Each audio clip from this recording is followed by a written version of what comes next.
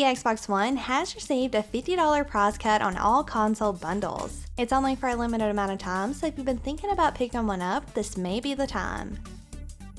Thanks to a live stream done by IGN, we got a quick look at Dark Souls 3 on the PC. You'll find the graphic options and the key binding options on the screen now. Don't forget to pause if you want to take a closer look. The trophy list also surfaced this week, but I am avoiding that due to spoilers, but if you want to check those out, I will add a link in the appropriate sections below.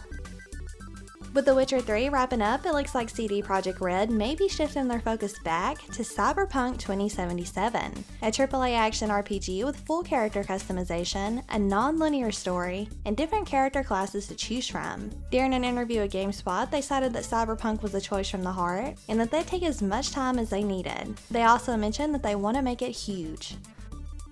Quantum Break suffered from a ton of drama this week after Digital Foundry suggested that the pre-release version of the game's native resolution was only 720p on the Xbox One. Remedy did release a statement, which you can see here. It's clear that things aren't necessarily as simple as saying it's this or it's that, but if the news really does bum you out, there is always a chance for an update in the future. The game does have a day one update planned, but it isn't set to cover anything graphics-wise.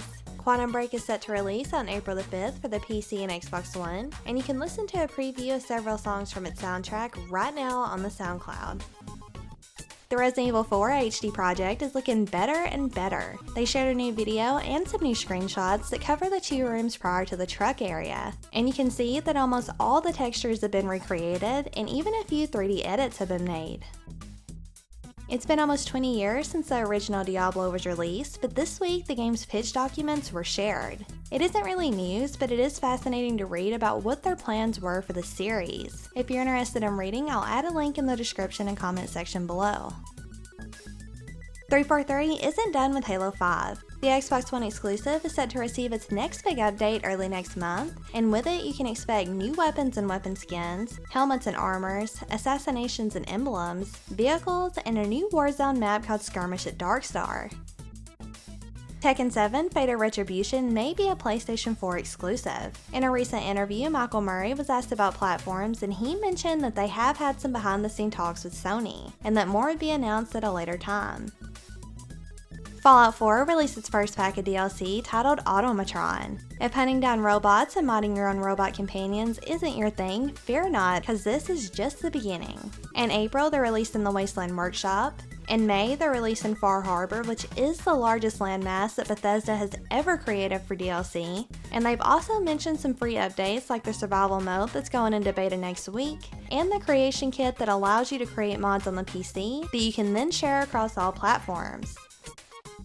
If you're interested in playing Paragon, here are the minimum and recommended PC specs that you'll need to run it. Epic does recommend skipping the early access and open beta period if you don't meet the minimum requirements, but they also suggest that you check back later because they're working on more optimizations and improvements for lower machines. We also found out that the PS4 version will run in 900p for 3D rendering, while the UI will be rendered at 1080p in order for them to achieve 60 frames per second. And there's even a rumor of it being ported over to the Xbox One, so stay tuned for more details.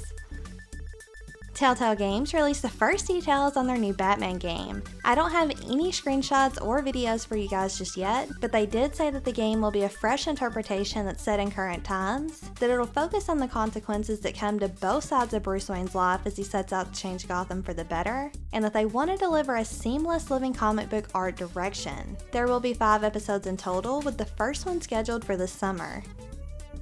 The Division is receiving a new patch that will come with fixes for a few exploits, such as named NPCs no longer respawning after being killed in the open world, as well as changes for the trained weapon talent, Dark Zone tweaks such as the ability to fast travel to Dark Zone checkpoints and heal other neutral players, a couple of PlayStation 4 and Xbox One specific fixes, and more. It's a pretty lengthy list, so I'll add a link to the full patch notes below. A new patch was released for Call of Duty Black Ops 3. It added a new map to the game as well as a variety of other fixes for the campaign, multiplayer, and zombie modes. I'll link that in as usual, and if you're a PC user, you may be excited to hear that the Mod Tools Closed Alpha is right around the corner. Star Wars Battlefront added a new update and a new DLC pack for Season Pass owners called the Outer Rim. The update added hut contracts, a spectator mode, and several other gameplay tweaks and fixes. It has been confirmed that it's possible to try out some of the new weapons introduced by the new DLC in the single player mode, so make sure you check that out if you've been considering purchasing. The third and final piece of DLC for Rise of the Tomb Raider was announced. It's called Cold Darkness Awakened, and it'll involve exploring a decommissioned Cold War research base that has a dark past. You can pick it up on March 29th for the PC and Xbox One. Evolution Studios, the British development team behind Drive Club, was shut down by Sony. Warhammer 40,000 Eternal Crusade may support crossplay across the PC, PS4, and Xbox One. They stated that it was a trend they were following closely and that they had the tools in their office to do it. They also detailed some of their launch features that you'll see here. A couple of old Rockstar favorites from the PS2 days made their way to the PlayStation 4. You can now buy Bully or Manhunt for $14.99. Trophy support is included. A Japanese news outlet suggested that Nintendo will be ceasing production of the Wii U by the end of this year. The publication cited that low interest and poor sales were the reason that Nintendo was going to stop making the device, and that instead they'd be focusing their attention on their next device called the NX. A new video series going behind the scenes of Uncharted 4 was released on the PlayStation YouTube channel. They discussed a lot of interesting things, like how for the first time in the series, the actors had their facial expressions recorded, and how the environments will be so much more interactive than they have been in past games. They also released a new trailer, so make sure you check those out if you need something to hold you over until the game launches.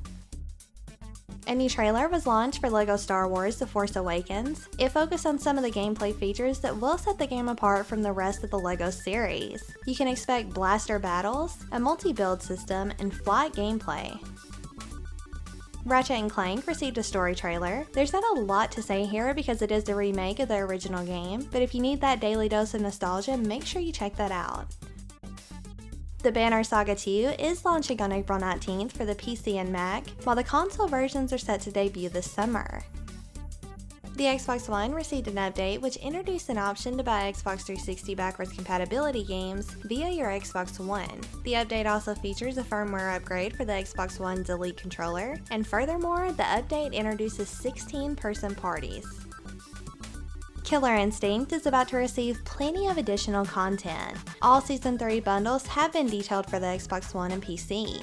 The first bundle, called the Combo Breaker, includes 8 new fighters, with more content to be released over the season. It'll be available for $19.99. The second bundle, called the Ultra Edition, will grant early access to fighters, as well as a variety of other bonuses. It'll be available for $39.99. And the third and final bundle is called the Supreme Bundle. It'll include all the Season 1, 2, and 3 characters for a total of 25 fighters. The Windows 10 version of the game doesn't include Killer Instinct and Killer Instinct 2 Classic, so it'll only cost $49.99, but the Xbox One version will be $59.99. It's set to launch on March 29th. The new Doom trailer focused on demons, power weapons, and power-ups, which really went hand in hand in showing us some more glimpses of the fast-paced shooting experience that we will experience when we get to play the game. Demons will also be playable for the first time, and don't forget that there is a closed beta happening next week for players who have pre-ordered Wolfenstein: The New Order, and the game itself is going to launch on May 13th for the PC, PS4, and Xbox One. Eurogamer confirmed that Sony's R&D labs do have prototypes of an upgraded PlayStation 4, which is being referred to by more than one source as the PlayStation 4K. There's a lot of different things at play here, so we'll wait until we have some more solid information. The games with gold games for April have been announced. You'll be able to pick up The Wolf Among Us, Sunset Overdrive, the original Dead Space, and Saints Row 4. The Street Fighter V March update will be released on March 28th, and it'll include a variety of additional content, such as challenges, which include general gameplay tutorials, character-focused tutorials and trials where players can also earn additional fight money, an online rematch option, and more. DLC character Alex will be released on March 30th, with the character being available for free until the Zenny shop opens. Medal of Honor Pacific Assault is now available for free on Origin. This is a limited time deal, so make sure you pick it up as soon as possible if you're a fan of the series. Gears of War Ultimate Edition will be getting another patch. Here are the full details. Warhammer 40,000 Inquisitor Martyr has been delayed to 2017. And lastly, Roller Coaster Tycoon World will be coming to Steam's Early Access on March the 30th. With support for user-generated content, the ability to build your coasters at any angle, and a realistic approach to the graphics and gameplay, it seems more than worth a look. So that's going to wrap up this week's gaming news. Don't forget that you can always find us at wccftech.com, and also don't forget to check out some of our other videos. So thank you guys so much for watching, and we'll see you next week.